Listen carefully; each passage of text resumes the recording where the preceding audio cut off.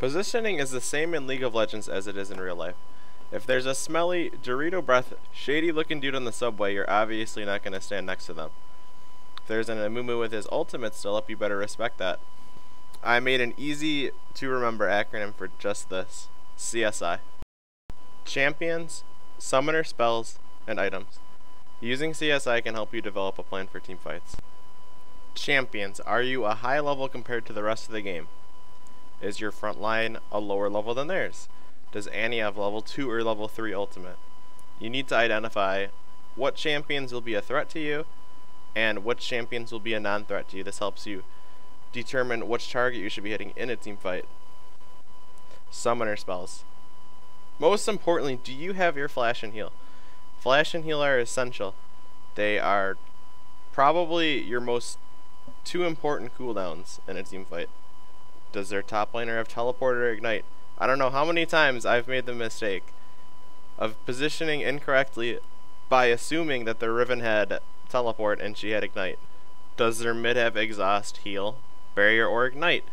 Again, one of those mistakes that I am guilty of making in many of my games. I will assume that a mid laner has ignite, I go to auto attack them, they exhaust me and just destroy me. And also, summoner spells for the other team, including their front line. Is Malphite gonna flash ult you this fight? Remember, flash is a 5-minute cooldown.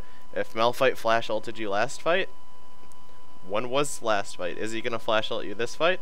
You better be prepared for that. You better have a plan for that. The last letter in the acronym is items. I.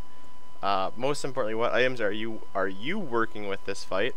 Bork, Quicksilver Sash, Guardian Angel. Actives are really important. I, again, make the mistake of thinking that my Blade of the Rune King is up, and I'll go into a team fight with the plan that, oh, I'll just Bork the Riven when she jumps at me. Oh wait, my Bork is down. Does their mid laner have Zanya's? Guardian Angel?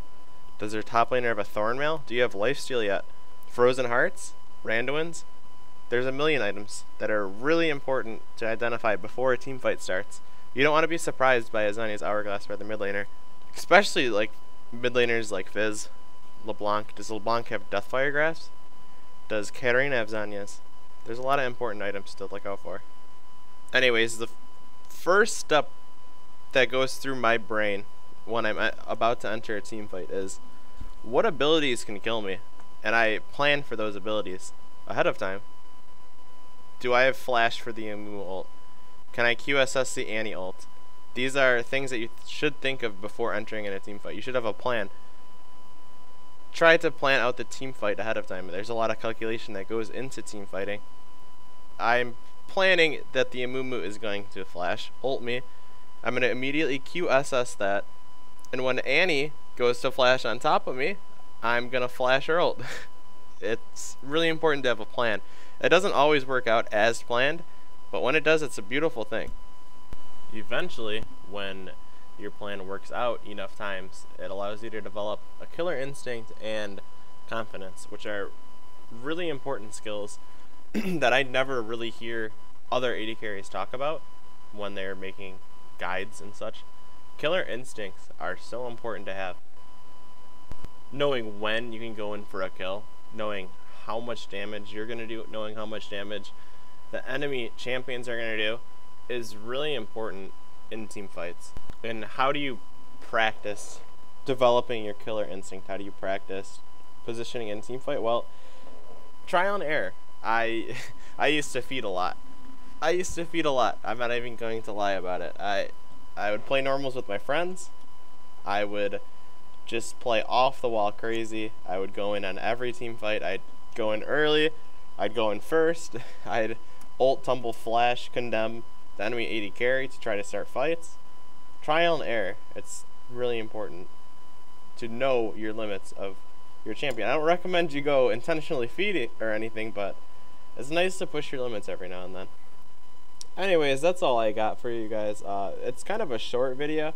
I'm kind of testing myself. I'm trying to see what I can and can't do with my limited knowledge of video editing and audio editing, stuff like that.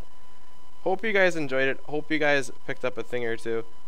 I'm gonna try to do more of this. I kind of need to figure out how to do video editing. I only know the very basics. Make sure if you enjoyed the video, like it, comment, favorite, share it. Have a great day.